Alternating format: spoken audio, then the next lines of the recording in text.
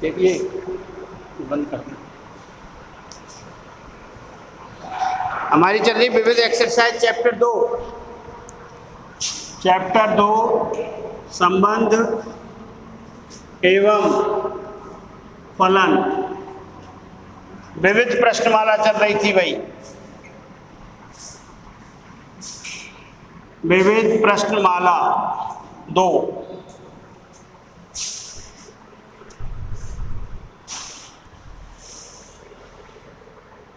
दूसरा चैप्टर के अंतिम एक्सरसाइज है, तुम लोग थे नहीं तो अब कल से उसमें हो जाना, वैसे ध्यान दे लोगे। क्वेश्चन नंबर 5 है, फलन f(x) बराबर मोड ऑफ x माइनस 1 द्वारा वास्तविक मान फलन का प्रांत और परिसर ज्ञात करना है। प्रांत और परिसर, देखिए प्रांत के लिए x का कोई भी मान रख सकते हो। यहाँ x का कोई मान रखोगे तो पूरा रियल नंबर हो जाएगा प्रांत। तो x का मान रखने पर पॉजिटिव वैल्यू आएगी। क्या आएगी? Positive value. तो f का प्रांत तो हो जाएगा पूरा रियल नंबर। f का प्रांत तो क्या होगा? पूरा रियल नंबर। बंद कर देखो, मापांक 5 का मतलब क्या है? वैल्यू 5 और प्लस 5 है तो 5 हो गई। ये जो लाइन है ना, इसको बोलते हैं अपन मापांक, हिंदी में तो, अंग्रेजी में बोलते हैं मॉडुलस। तो मॉडुलस ऑफ -5 या मापांक -5 की वैल्यू हमेशा धनात्मक होगी। इसके अंदर जो भी है वो हमेशा क्या मान प्राप्त होगा? धनात्मक। तो यहाँ x का कोई मान रखेंगे तो प्रांत तो r आ गया। जो x का मान रखने पर y का मान आएगा वो क्या होगा? धनात्मक वास्तविक संख्या। तो f का परिसर हो गया धनात्मक वास्तविक संख्या। और धनात्मक को क्या बोलते हैं? ऋणेतर। ऋणेतर रियल नंबर। ऋणेतर रियल नंबर।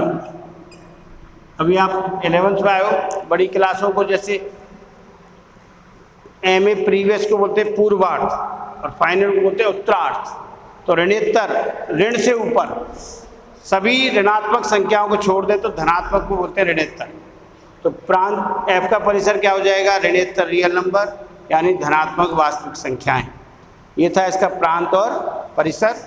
Question number 5। इसके बाद ये आज खत्म करा रहा हूं मैं, विविध और ट्रिग्नोमेट्री शुरू होगी।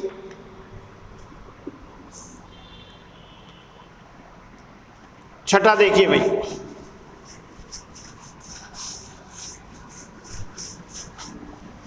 Question number 6। f = x, x² upon 1 + x², जबकि x belongs to r। x किसका अवयव है? r यानी वास्तविक संख्याएं। रियल नंबर को कहते हैं r, वास्तविक संख्याएं। r से r में, f किस में है? r से r में परिभाषित फलन का परिसर ज्ञात करना है। परिसर का मतलब y का मान। परिसर का मतलब क्या होता है? ये देखिए x y, जो नहीं जानते उनको देखिए ऐसे लिखते हैं फंक्शन को, x y such that x belongs to f है अपना r से r, x belongs to r and y belongs to r। तो पहला जो घटक है इसका समुच्चय कहलाता है प्रांत, दूसरा घटक है उसका समुच्चय कहलाता है y। जब हमें परिसर ज्ञात करना है तो y का मान ज्ञात करना है, और उसके लिए देखो x y, तो y बराबर क्या हो गया? यहाँ x² upon 1 + x², x y का मान ये हो गया।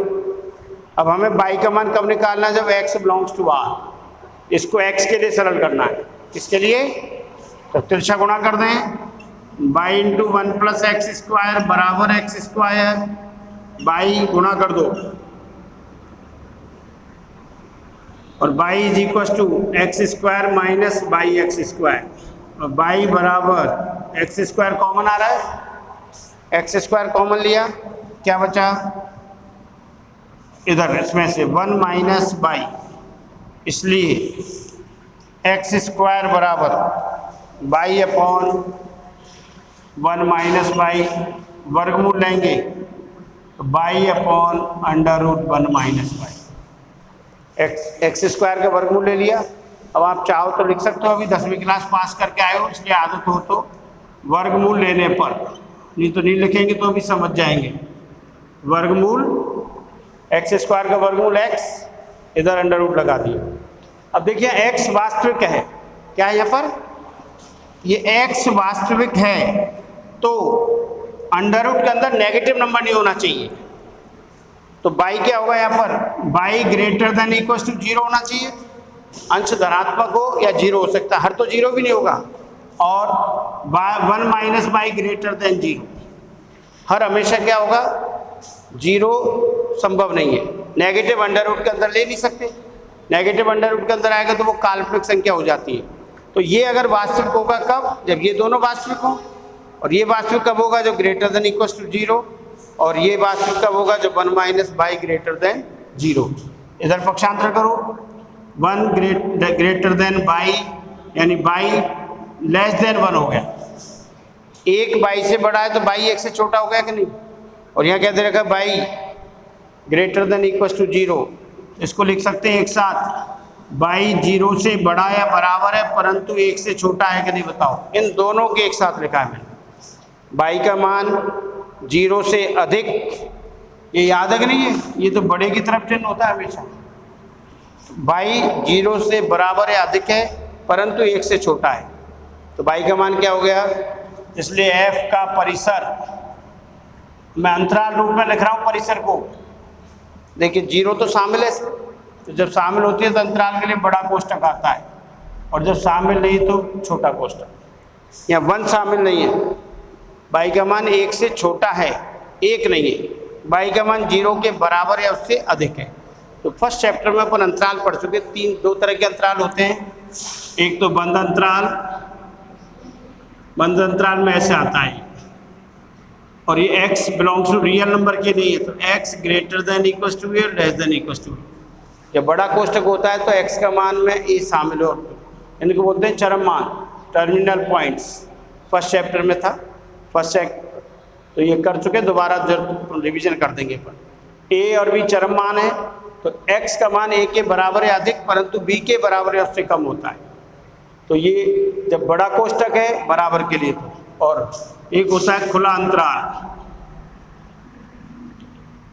ये तो क्लोज इंटरवल, ओपन इंटरवल, इसमें ये आएगा ये भी, यानी x में a से बड़ा और b से छोटे मान होंगे, a और b के मान इस अंतराल में शामिल नहीं होते। तो इस तरह से ये जो जिधर बराबर का चिन्ह उधर बड़ा कोष्ठक लगा दिया और नहीं उधर छोटा। तो ये आया f का परिसर। बाई का मान निकालना कब, जब x रियल है, तो इसको लिख सकते हैं एक्स बाई बराबर ये, इसको x के लिए सरल करेंगे। x वास्तविक कब होगा, जब ये तो हो 0 या 0 से अधिक, तो y greater than equal to 0। और ये कब हो, जब 0 से अधिक, 0 भी नहीं हो सकता, नेगेटिव, तो 1 माइनस बाई ग्रेटर देन 0। तो इसको बाई 1 से छोटा है परंतु 0 से बड़ा है बराबर है, तो अंतराल रूप, ये भी उत्तर सही है। इसको अंतराल रूप में 0 1 लिख देंगे। 0 शामिल है, 1 शामिल नहीं है। ऑर्डर पेयर क्रमित रूप दे रखे 1 1 2 3, 0 माइनस 1 और माइनस 1 माइनस 3। जेड से जेड में, जेड से जेड, जेड का मतलब है पूर्णांक, जेड बराबर होता है पूर्णांकों का समुच्चय। पूर्णांक ये नेगेटिव और पॉजिटिव दोनों तरह नंबर लाइन पे होते हैं दोनों, ये पूर्णांक कहलाते हैं। जेड पूर्णांक के समुच्चय में परिभाषित है, दोनों घटक पूर्णांक है, पॉजिटिव और नेगेटिव। अब हमें आपको बताना है यहाँ पर fx बराबर ax प्लस b द्वारा ab का मान को निर्धारित कीजिए। ab का मान ज्ञात करना, ये इस फलन के लिए क्या है, प्रतिबंध है। और y बराबर fx होता है, x का प्रतिबिंब y है तो y बराबर, तो fx को लिख दीजिए y ax प्लस b। ये रैखिक संबंध को संतुष्ट करेंगे दोनों। इस फलन में रैखिक संबंध ये है, उस परिणाम ये रहा। तो पहला तो मान है जो x, पहला बिंदु तो x निर्देशांक है और दूसरा किसका, y का। इन चार में से कोई भी दो मान यहाँ रख दो, कोई भी दो मान में से एक्स वाई के मान रखेंगे। पहला ले लो, चाहे ये ले लेते हैं, तो 1 1 से x बराबर 1 y बराबर 1 रखो भैया। 1 x बराबर 1 समीकरण नंबर 1 हो गया। कोई सा और ले लो, एक युग्म, कोई सा भी एक युग्म और ले सकते हो आप। ये ले लें कि ये ले, बोलो कौन सा आपको जचे जो। मैं ये चौथा युग्म ले रहा हूँ, -1 -3 से x बराबर फर्स्ट वो कंपोनेंट्स और y बराबर -3 इसमें ही रखेंगे। बोलो y बराबर कितना आया, -3, तो बराबर a into -1 plus b, -3 is equ to -a plus b, समीकरण नंबर 2। दोनों समीकरण को हल करना है जैसे रेखिक समीकरण करते थे ना, तो -a प्लस b बराबर 1 समीकरण नंबर 1, -a प्लस b बराबर -3। गुणांक बराबर हो रहे हैं, एलिमिनेशन मेथड, विलोपन विधि याद है 10वीं की। तो यहाँ ऑलरेडी गुणांक बराबर है, चिन्ह विपरीत है, जोड़ दो। क्या करेंगे, जोड़ने पर जोड़ा तो ये cancel, b plus b 2b बराबर 1 -3 -2, तो b की वैल्यू क्या हो गई, -1, 2 का भाग दे दिए। b का मान समीकरण 1 में रख दो, b बराबर -1 समीकरण 1 में रखने पर a b का मान रखा -1 बराबर 1 और a बराबर पक्षांतरण किया तो 1 + 1 a बराबर 2। अतः ए बी का मान निर्धारण करने के लिए क्या है, a बराबर 2 b बराबर -1, ये आंसर है। कोई भी दो युग्मों से निकाल सकते हो ए बी का मान, दोनों से समान आंसर आएगा। ये रेखिक युग्म है, दे रखा है ना। रेखिक जानते हो किसे कहते हैं, रेखिक जिसमें चर की घात 1 होती है। यह चर कौन सा, x, तो घात 1 है, घात 2 होती द्विघात हो जाता, 3 होती तो त्रिघाती है। रेखिक का मतलब घात है। रेखिक संबंध है युग्म में से, ये x का मान है, ये y का, ये x का, ये y, ये x और y और x और y। कोई दो से आपने इसमें मान रखी है, ए बी में दो समीकरण आ गए, दोनों समीकरण से ए बी का मान निकाला, यही पूछा गया।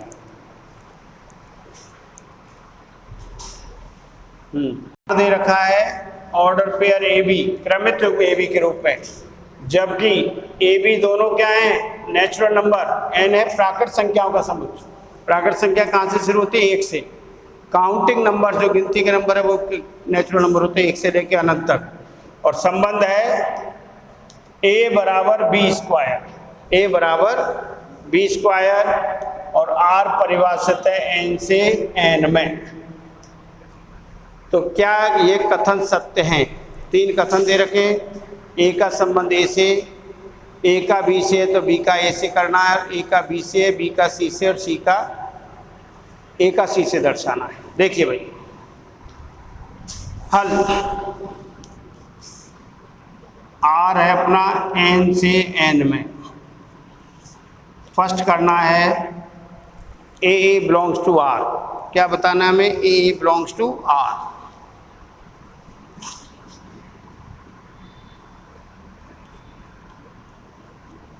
अब बताइए, 1 का वर्ग तो एक हो, इस संबंध में रखना है। अगर हम यहाँ 1 1 रखते हैं, 1 का वर्ग 1 तो सही है, ये 2 का वर्ग कितना हो जाएगा, तो सभी नेचुरल नंबर के लिए तो सत्य नहीं है।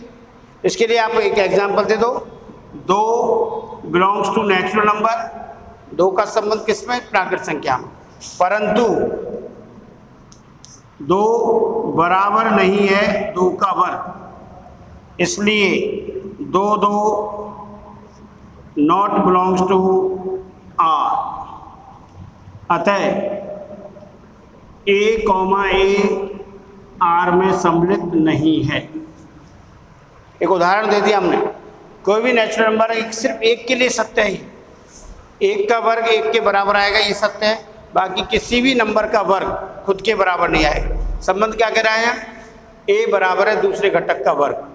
हमने 2 2 लिया, 2 बराबर है क्या 4 के, 3 बराबर है क्या 9 के, नहीं है ना। तो ये संबंध परिभाषित नहीं है, यानी a बिलोंग्स टू r शामिल नहीं है। ठीक, समझे कि नहीं। सेकंड देखो, सेकंड में हमें दे रखा है A B belongs to R, तो हमें सिद्ध करना है B A belongs to R. A का संबंध बी से है तो हमें बताना है बी का संबंध ए से होगा क्या। तो देखो ए बिलोंग्स टू आर सिर्फ वन के लिए ही होगा, ये भी और किसी के लिए नहीं होगा। यहाँ A B belongs to R implies that A बराबर बी स्क्वायर, यही संबंध है ना, ए बराबर बी स्क्वायर। परंतु नेचुरल नंबर में तो बी बराबर किसके आ रहा है, बी बराबर अंडर रूट ए, और बी बराबर नहीं है ए स्क्वायर के, इसलिए B A not belongs to R, not belongs to R. A भी तो आर में है परंतु बी ए आर में नहीं है।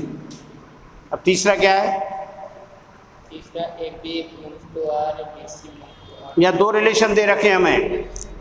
तीसरे में क्या दे रखा है, A B belongs to R, इसका मतलब ए बराबर बी स्क्वायर। ए का संबंध बी से है तो ए बराबर किसके होगा, बी स्क्वायर, तथा बी का संबंध किससे दे रखा है, सी से, तो बी स्क्वायर बराबर किसके हो जाएगा, सी स्क्वायर के।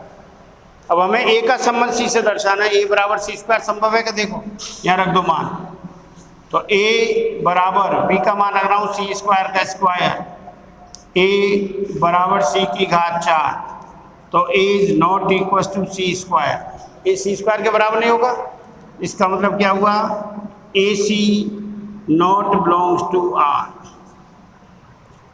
ए का संबंध ए से है सिर्फ वन वन के लिए, बाकी के लिए नहीं है। ए का संबंध बी से, परंतु बी का वही संबंध ए से नहीं होगा नेचुरल नंबर में, और ए का संबंध बी से है, बी का सी से है, परंतु ए का सी से नहीं होगा।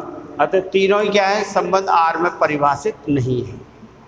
ये था समुच्चय दे रखा है हमें 1 2 3 4, और समुच्चय बी के अवयव हैं 1 5 9 11 15 और 16। एफ दे रखा है इसे में 15 29 31 45 और 211। तो फर्स्ट एफ ए से बी में संबंध है, और सेकंड एफ ए से बी में एक फलन है। ये बताना है आपको, प्रत्येक दशा में अपने उत्तर का औचित्य बताइए। देखो भाई, अगर ए से बी में कोई संबंध परिभाषित है तो पहला घटक तो ए का होना चाहिए और दूसरा घटक बी का होना चाहिए, ये शर्त है पहले संबंध के लिए। तो बोलिए, एक ए में है और 5 किस में है, बी में, तो ये हो सकता है। 2 ए का अवयव है, 9 बी का है, 3 एक का है, ए का है ना 3 तो, और 1 में है, बी में है, 4 ए का है, 5 बी में है, 2 ए का 11 बी में। यस, एफ ए से बी में एक संबंध है, कारण क्रमित युग्मों के प्रथम घटक समुच्चय ए से हैं और दूसरे घटक समुच्चय बी से हैं। क्या लिखेंगे, सॉल्यूशन है यहाँ, एफ ए से बी में एक संबंध है। और चित्र पूछा इसलिए क्योंकि क्रमित युग्म, इनको बोलते हैं क्रमित युग्म। क्या बोलते हैं इनको, क्रमित युग्म। तो क्रमित युग्मों के प्रथम घटक बिलोंग्स टू समुच्चय ए तथा दूसरे घटक बिलोंग्स टू बी। पहला घटक समुच्चय ए का होना चाहिए, दूसरा घटक समुच्चय बी का होना चाहिए, है तो संबंध है। अब थर्ड देख, सेकंड क्या है, ए से बी में फलन विशेष प्रकार के संबंध होते हैं जिनमें प्रत्येक अवयव का इसका प्रांत किसके होना चाहिए, प्रत्येक अवयव का होना चाहिए। एक का संबंध 5 से है, 2 का 9 से है, 3 का 1 से है, और 4 का 5 से है, बिल्कुल सही है। और किसी भी अवयव की पुनरावृत्ति नहीं होनी चाहिए दूसरे घटक की, पहले घटक की, तो हो गई है दूसरे पहले घटक की पुनरावृत्ति। तो किसी संबंध को फलन होने के लिए आवश्यक शर्त क्या है? समुच्च ए का प्रत्येक अवयव किसी न किसी अवयव से संबंधित होना चाहिए। तो हो रहा है कि नहीं? देखो, 1 का संबंध 5 से है, 2 का 9 से है, 3 का 1 से और 4 का 5 से। परंतु प्रथम घटक की पुनरावृत्ति तो 2 का संबंध 9 से भी और 2 का संबंध 11 से, तो ये संबंध फलन नहीं है। सेकंड का आंसर है एफ ए से बी में एक फलन नहीं है, क्योंकि 2 बिलोंग्स टू ए के लिए 2 9 और 2 1, यानी 2 का संबंध समुच्चय बी के 2 अवयवों से है, 2 अवयवों से है। केवल और केवल एक ही अवयव से होना चाहिए।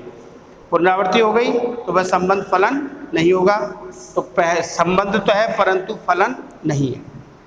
ठीक है, बता बंद कर।